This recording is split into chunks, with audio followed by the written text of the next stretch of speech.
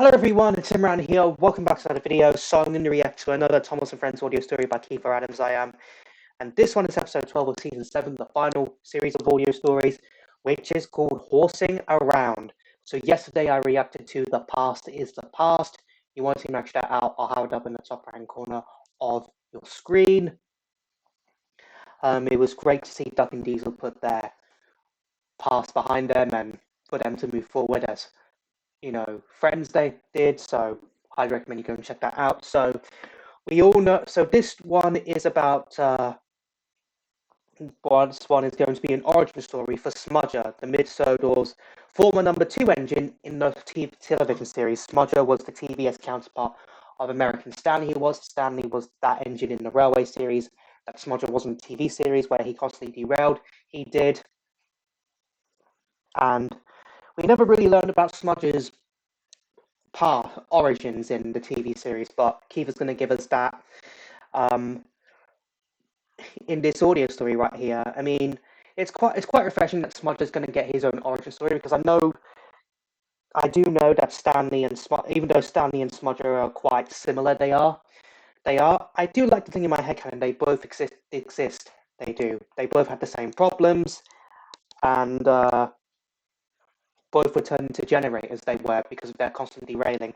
I like to think that American Stanley was found and placed and was sent to work at later was sent to work at Ulfstead Castle alongside Stephen, Millie, Glenn. Glenn and Duke, because I actually think in my head canon Duke went to work at Ulfstead Castle as well. So while Smudger himself was stayed there and possibly was killed in a landslide, That's what I like to think, but you guys can let me know your comments down below if Stanley and Smudger exist together in your headcanon and what happened to them. So yeah, so Thomas is going to tell Edward the story about Smudger's arrival that he heard from Duke, and how he was made to pull the horse and cart, a train unlike anything seen before. So this definitely is going to be interesting. It is. Link for your reaction to the description down below as always. So without further ado, let's go ahead and get straight into this. Horsing Around, written and told by Kiefer Adams. A bridge on Thomas's branch line had been closed, so Thomas had been sent to work at Edward's line instead. That's a Thomas and the Twins reference, it is right there. A bridge on Thomas's branch line being closed, and he has to be sent to work on Edward's branch line instead. That was the same thing in the 2014 special Tale of the Brave it was, where Thomas had to work on Edward's branch line because of a bridge on his line being closed. I like to think that Tale of the Brave takes place during the events of Thomas and the Twins. It does. It just makes the most sense in my opinion. So you can let me know in the comments down below if you agree with that headcanon of mine. I still do want to make my own Thomas and Friends timeline. I do, but I'm still working on it. I've kind of been busy with other stuff lately, so hopefully by the summer that will be completed with that timeline. Until he realised that one of Edward's jobs was collect scrap from Crocs and take it to the other railway. Wow. I can't stand it, grumbled Thomas. He didn't like the idea of shunting scrap back and forth. One day, Edward lost patience. I know this is a job you don't usually do, Thomas, he said, but it must be done. Ugh, Thomas groaned. I feel just like Smudger. Edward was surprised. Smudger? He asked. Oh yes, replied Thomas. Duke was recently rescued and now works on the narrow gauge railway. He told me all about the Mid-Sodor days. Was it that story Mid-Sodor Memories where Duke talked about, was it Return to I think it was Return to Mid-Sodor or Mid-Sodor Memories.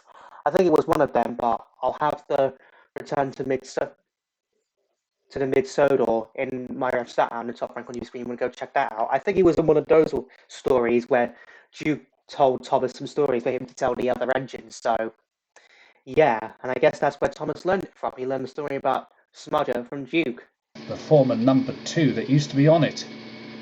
Well, I haven't heard any stories, said Edward. Then you'll like this one, said Thomas. I went to get my whistle repaired last week, and Duke was at the works having maintenance too. Thomas took a deep breath And this was the story he told Edward. During the early days of the Mid-Sodor Railway, Duke ran the line with pride. The likes of Tim, Albert, Atlas, John, Jim, Jennings and Jerry also worked on the line with him. But one day, Duke was to discover that there was going to be another addition to their line. The manager came to see him. "Ah, Duke," he said, "we've just acquired a tank engine that was partially built in America but received a little British makeover." He chuckled with a wink. "It's your responsibility to show him around." Makeover. Thomas "Yes, is British. sir," replied Duke. "What's his name?" "Well, I was going to call him number 2, said the manager, "but he's called Smudger. Smudger. Make him feel welcome, and tell the others." "Of course, sir," said Duke. He went to the shed and soon informed the other engines about the newcomer. The next morning, Duke was being checked over before starting the day's work.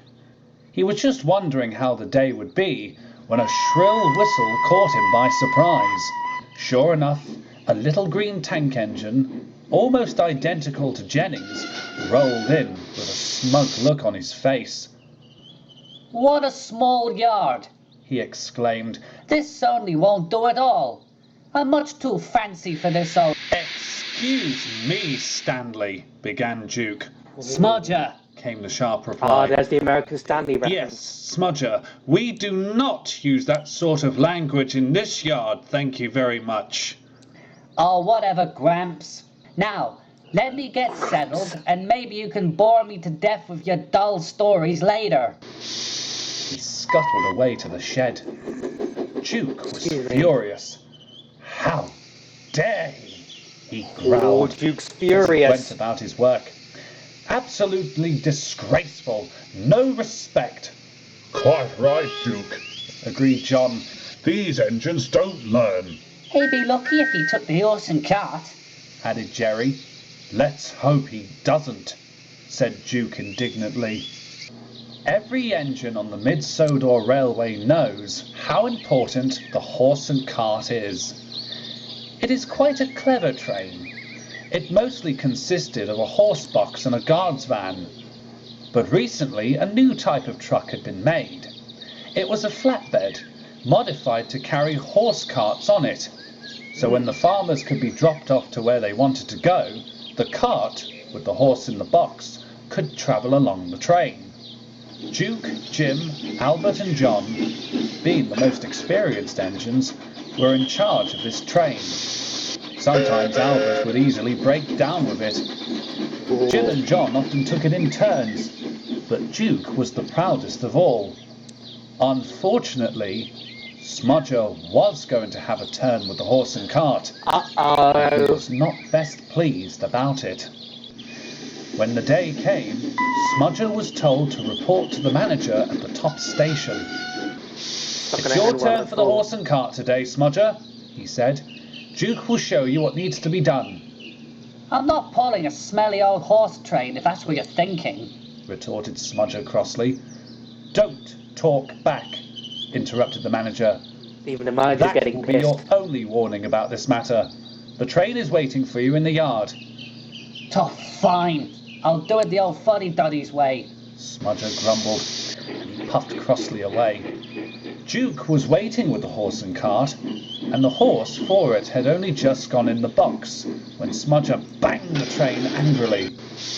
"Do be careful," scolded Duke. Yeah, whatever. Let's get this over with."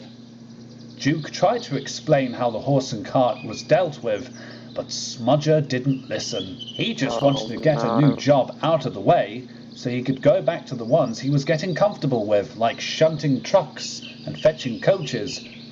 When of course he wasn't derailing, Smudger took off like a green rocket and shot down the line. Duke angrily rolled his eyes. Smudger bucketed along the line. The horse and cart rattled behind him.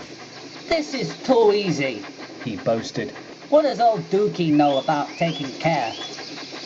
If Smudger hadn't been so careless, he wouldn't have heard a rattling from behind. Uh-oh. He had biffed the train so hard that the door of the horse box had opened. Oh no. The horse had already jumped out and was galloping alongside Smudger. When That's he not a good noticed, sign.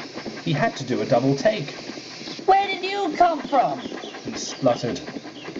Then everything happened at once. Smudger's cry startled the horse, and wheezing steam made things worse. Oh no. The next thing Smudger knew, he bounced off the rails and landed on the road nearby. The flatbed toppled behind him, and the horse cart fell clean off. The ropes connecting it to the truck broke, and as it toppled to its side, one of its wheels broke to pieces. Oh dear. Oh. Groaned Smudger. It took Smudger's crew, the guard, and the farmer to calm the horse down. Duke, who was not surprised that such an accident had happened, went to rescue Smudger, who was then scolded severely by the manager. "That was quite an interesting story, Thomas," said Edward. "But someone not doing a job they like. Does that sound familiar?" Thomas blushed slightly. Oh. "You're right, Edward. I'm really sorry. I like working on your branch line, and I shouldn't have been cross about the scrap trains." That evening, Thomas and Edward returned to Tidmouth Sheds. "Do you know why Crocs is important to me, Thomas?" asked Edward. "No, why?" "It's where I rescued Trevor," said Edward. Yeah. "And since then, the scrapyard has been a special place to me." "I understand that now," said Thomas, "and I promise, until the bridge on my branch line is open, I will never horse around there again." "Or you'll be like Smudger," chuckled Edward. Thomas and Edward smiled in the setting sun. Even Thomas was secretly pleased that he certainly wouldn't be like Smudger at all. Yep. But I think we all know that Thomas would have his own experience with horses on a railway, don't we? We know he'd have his own experience of horses on a railway. Years later, he would in that a certain season 8 style audio story. So yeah, that was quite a nice origin story for Smudger right here and how he arrived on the Mid-Southern Railway. And wow, his Smudger's boat. I can see why engines on the Mid-Southern disliked him, because especially after he caused an accident like that caused the horse to panic. It did. I mean, Smudger literally throwing those roasts at Duke right there. Gosh, Duke looks so pissed within seconds of meeting Smudger right there. Yeah, you don't want to piss off old Grandpuff, you do, because you'll earn his worth, if you will. So yeah, that's all I can say. Don't piss off Grandpuff. So yeah, I mean, it was obviously makes sense of why Smudger constantly derailed a lot. I mean, I would have preferred if both Stanley and Smudger existed in the same universe, but thankfully we've got Thomas headcanons for us Thomas fans right here, so we can make that a possibility. So yeah, that's all I gotta basically what I gotta say right there. Out of the two audio stories from this weekend, I'm gonna say I did prefer yesterday's audio story, The Past is the Past, because it touched on Duck and Diesel. It did, so I think I preferred the other two, but I didn't mind horsing around either. Looking forward to next week's two audio stories. One's going to be about Spencer going up against a race car, hopefully, and the other one, can't actually remember the other one, but I think it's another Narrowgate story, but I can't remember. But looking forward to next week's two audio stories. But in the meantime, while we wait, you do want to see my previous Thomas reactions, whether it's audio story or trains adaptation, I have a playlist up on the top right corner of your screen right now. So I hope you enjoyed this video. If you did, hit that like button for me. Sorry about the background noise. Let me know in the comments down below what you thought of this audio story I reacted to. Also know in the comments down below what other videos you want me to react to next. Follow me on Instagram, follow me on TikTok. Links to both of them will be in the description down below. Share this video, subscribe if you're new here, and notified to get notified when I post new videos in the post community tab, and I'll see you all in the next one. Bye!